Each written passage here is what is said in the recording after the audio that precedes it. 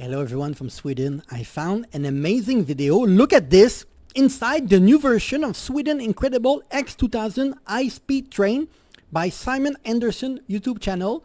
And he make video about train like this that look absolutely amazing. And I think that this one is from 2021. So in the world of train is brand new. And I have experience because I'm Canadian. I live in Thailand. So I have experience with train in Southeast Asia. I have experience with train in North America. Very bad North America. Amazing in Asia. I have never been to Europe. But when I go to Europe with my wife Suji, we're going to go in a train ride across like 15 countries. Something crazy. If we have the money one day. So make me dream in the comment. Let's go. Sweden's legendary X2000 high-speed train.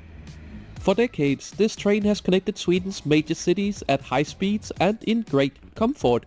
But over 30 years of intense use has really started to show. So in 2021, the first completely overhauled train hit the Swedish rails. Featuring brand new mechanics and a completely overhauled train interior that just looks stunning. This really could be one of Europe's most impressive train redesigns. So join me today for a speedy ride from Gothenburg up to Stockholm, as I finally get to check out the new interior of this iconic high-speed train. Our journey begins at Gothenburg Central Station, the main station serving Sweden's second largest city.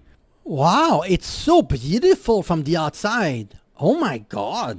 I didn't know it was... Wow. Wow, it looked beautiful. I'm kind of shocked. It's a chilly December morning, so let's sit inside a hopefully warm station building. But before we head into the warm station, just check out all these Christmas decoration and lights. This really helps brighten up the city in what can otherwise be a pretty dark time of the year. Beautiful!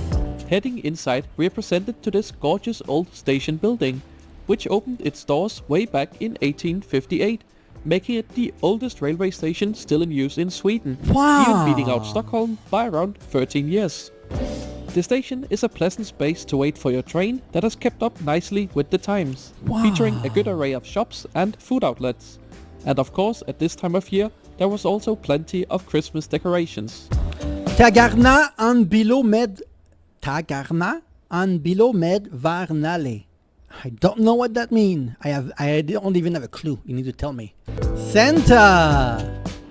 There was even a stand handing out free Coca-Cola this morning.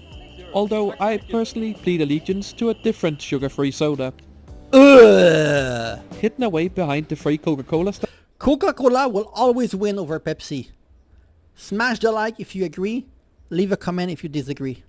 Coca-Cola always over Pepsi. It's not even close. And is the entrance to the SJ Lounge, accessible to anyone with a first-class ticket for travel on SJ.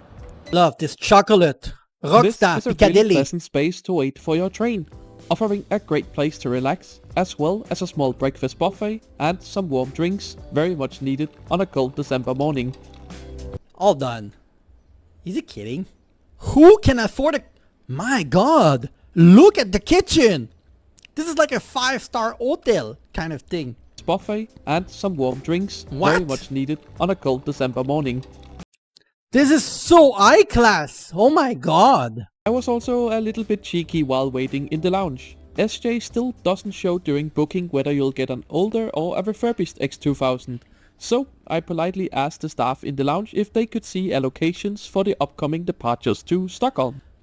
Is this included in the price? I saw on the internet before the reaction that it was like 27 euros or 27 pounds, I'm not sure, to go from one city to another. And it's, if you take your car, it's 5 hours. I don't know how long it is for the train, but for that price, if you have this on top, the price is so good, especially for Sweden, I think. To my surprise, they actually could, and the next departure was an older set, but the following one was showing as a refurbished one.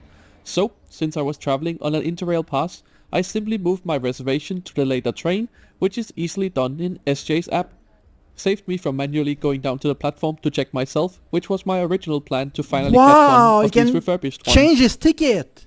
Right, time to head here from the lounge out to the platform and hopefully catch our train arrive.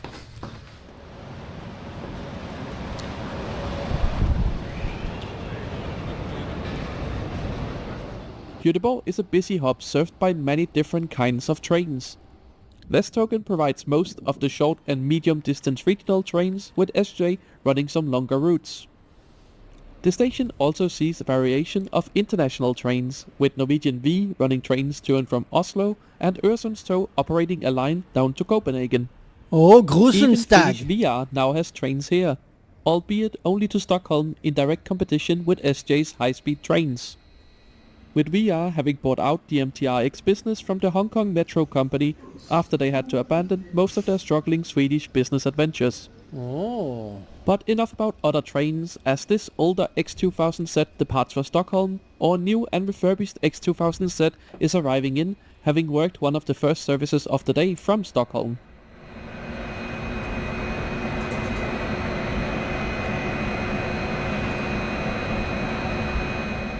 Our train is actually parked right in front of one of SJ's newer X55 high-speed trains, which is a common occurrence here at this capacity-constrained station. The X2000 trains were built in the early 1990s at 200 km/h max speed.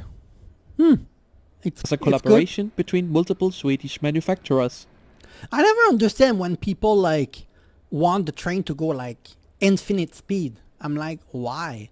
In the train you want to be comfortable. Of course there are high-speed trains that are like going faster than this, but if it takes you 2 hours versus 3 hours to go to your destination, does it really matter?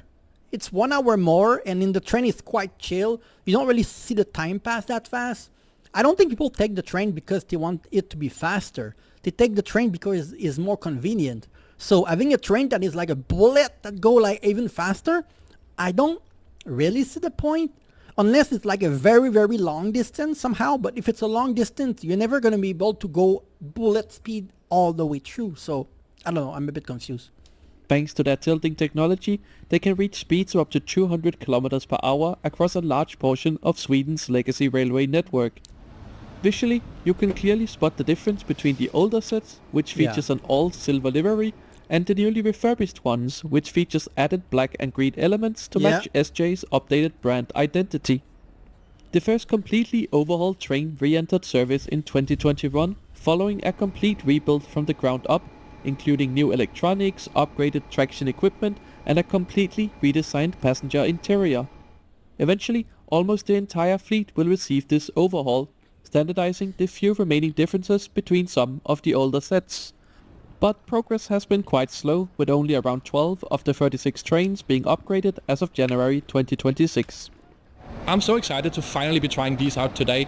I've been to Sweden a few times while they have been running, and every time I've just gotten an old one, so really excited to get on board and check out what this new version is like.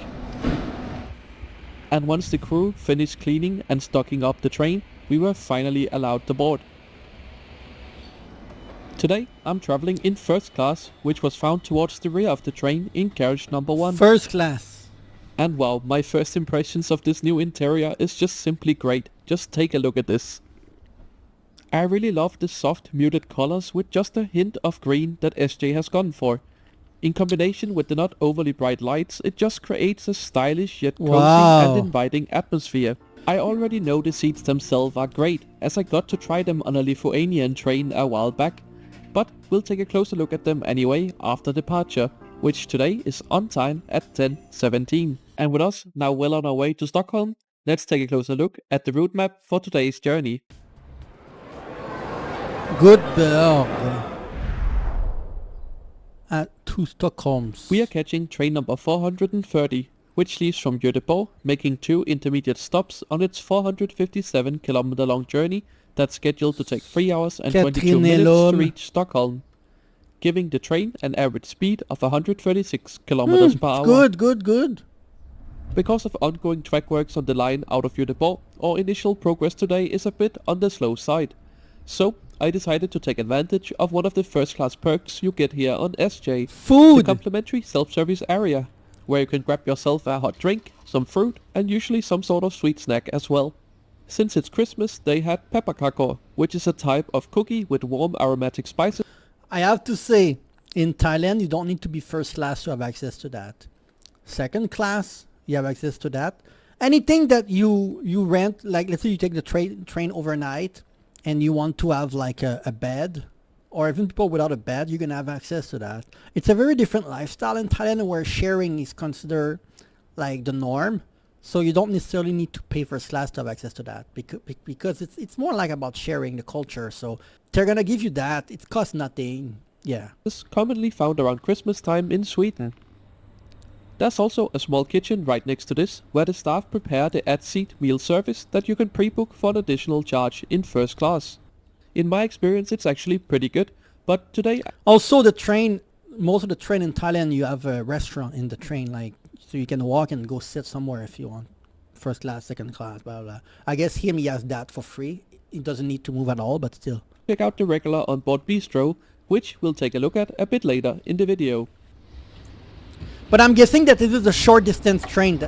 This train is only for short distance. After right? around half an hour of slow running, our train finally clears the work zones and the curvy tracks, meaning we can begin to accelerate up to our maximum speed of 200 kilometers per hour. Wow. Right, let's take a closer look at the new seats here in first class. It features a winged headrest with a bit of padding in the head cushion. The seat itself got an ergonomic shape to it, with a good amount of padding. Overall, I found it very comfortable.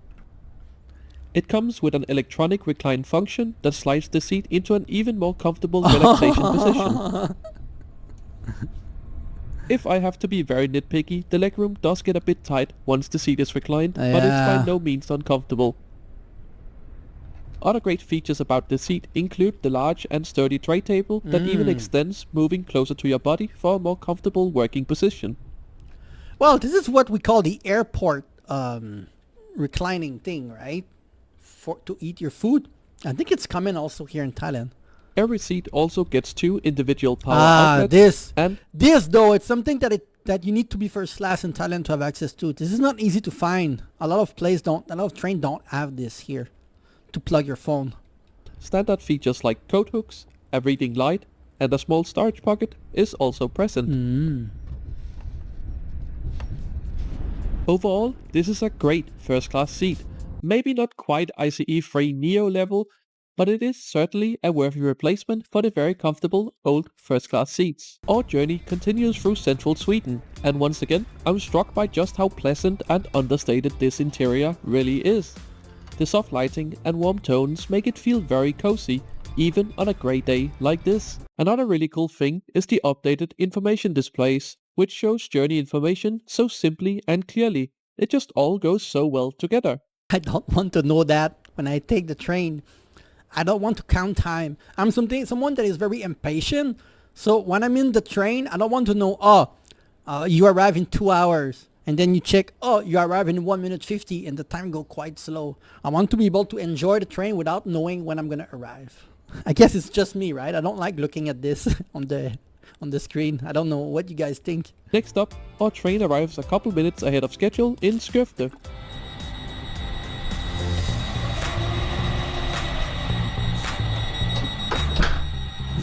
Despite its fairly small population of just around 34,000 people, most long-distance trains actually stop here. The station acts as a regional transportation hub with many onward connections to larger cities and towns by bus and train, including a transfer to the railway line towards Nässjö. And as our train gets back up to speed, let's go and take a look at the rest of the train's interior. Well, they are not lying with the speed. Behind first class we have second class com. The seats here are exactly the same as you will find in regular second class, but with a few additional perks as well as the carriage being a no noise zone. Further down the train you'll find regular second class, denoted by the green headrest. And I'm pleased to report that the seats here are basically just a smaller version of the ones found in first class. The seats even get the same electronic recline function as well as the great tray table with its adjustable design. It's a little bit smaller. Even the table is a little bit smaller. There's also power outlets here, one for every seat. It's great to see such a good product even in second class, and I would have no problem doing a long journey here. In terms of accessibility, these trains are of course still high floor, with ramps provided on board, located next to the large wheelchair accessible toilet and wheelchair spots.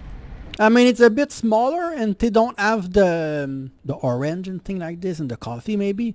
By the way, this lady here, is that a special seat? She has infinite amount of leg room. This is the best spot in the whole train, the front or the back or whatever that is. Do you pay more for this? This is the best location for her. My God. Speaking of toilets, here's what one of the regular ones look like. They are fairly compact, but it was very clean and everything was fully stocked and functional. The water had pretty good pressure, there was plenty of soap, as well as paper towels. This guy analyzed Clean, everything. well stocked and functional, nothing else to say. Unfortunately, even after the refurbishment, there's still no bike spots on board the X2000, but they did completely overhaul the bistro. Ah, see? They have a restaurant. That's what I said earlier. Well, in Thailand, that kind of restaurant, they are you have table and seat like a real restaurant. Here, you're like more like standing up or something. And this is not only the first class. Everyone can go there, right? And you pay, or it's free even for them for the first class. If it's free, then the first class is a very, very good deal compared to the second class. If it's not free, then it's still a decent deal, but still. Everyone can go there, right? First class, second class, third class, or not. The bistro is mainly focused on Okay, they have table. I don't know you can sit, but...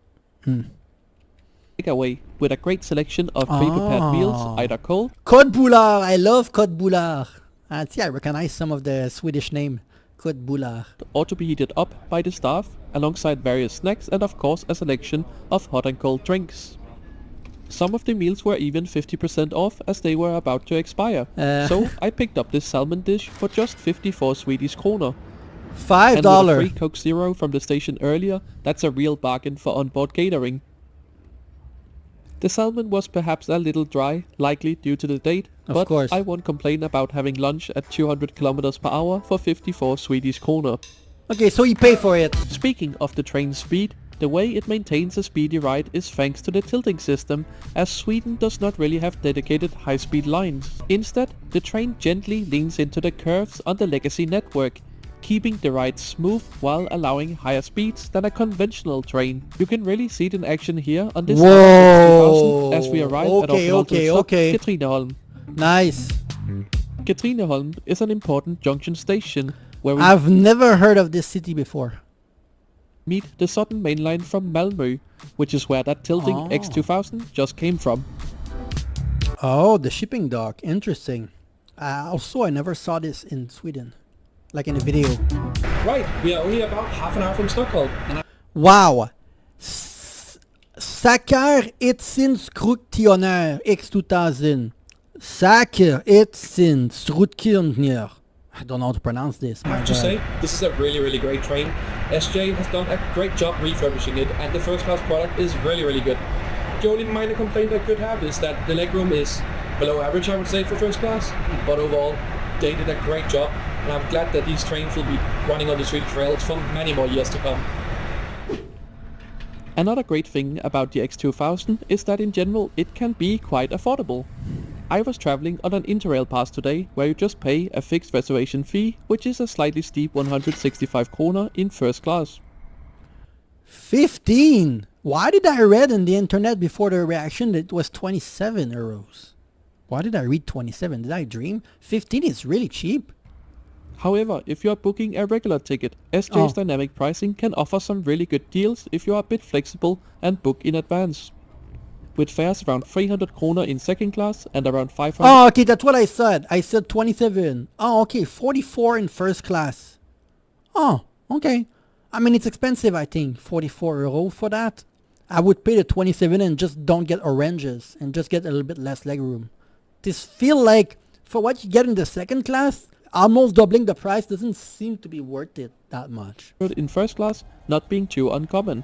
And now, as we are on the final... Because if you go to second class and you just go to the lunch or whatever, you take a $5 meal with $1 drink, you're gonna be at 33 bucks versus 47, and you're gonna have your free orange. Who care about the free orange, you know? approach into Stockholm, there's not much else for me to say. SJ have done a great job upgrading these trains, and I'm happy to see that they will continue to provide a high quality service for the next decade or two. What do you think of the refurbishment? Let me know in the comments down below. Our train pulls into Stockholm Central Station a minute behind schedule at 13:40. Thank you so much for joining me in this video today. If you liked it, make sure to subscribe. So Little ex- I need to react to one with the bed and everything, because to be honest, the quality of the train in Thailand, it's not like as clean as what I see here, but the quality is quite good, to be honest. But you guys have a lot of cool option. I like the button that you press that your bench can recline. Sometimes when I'm in the train and I'm trying to find the place to put my bed down, not my bed, but my chair down, it's not easy. I feel like this is super convenient, the Swedish one. I also like the fact that you can buy the little pre-made meal as if you were in a convenience store or something. I like this too. I like the door that open automatically also. And I like the cute lighting that you can have, especially if you want to read or work on your laptop. I feel like it's a good area too. And as he said, I think the only thing is, but it's common in every train, there's not much space for your legs. And I'm someone who's quite tall. I'm 6'1", right? I'm not fat, thank God, but I'm 6'1". And this is my problem in the bus, in the train. Thai people are very short. Maybe the men are like 5'6" on average, or 5'7". So I'm considered very tall for Thailand. So in the train, it's designed even smaller than what you see in the video a lot of the time. So for me, when I take the train or the bus, I will always take first class. And thankfully with first class train in Thailand, first class you basically have a bed for you. You have a lot of leg room, more than this. Because well, every time that I took the train it was more like 8 hours or 10 hours distance. So maybe if I take like a few hours, my experience is not going to be as great. But in Thailand there's a bigger difference between first, second class, third class, fourth class, etc. And the price is still like very good because it's Thailand. So thank you for the amazing suggestion. If there's more that I should react to, let me know in the comment below. Yes.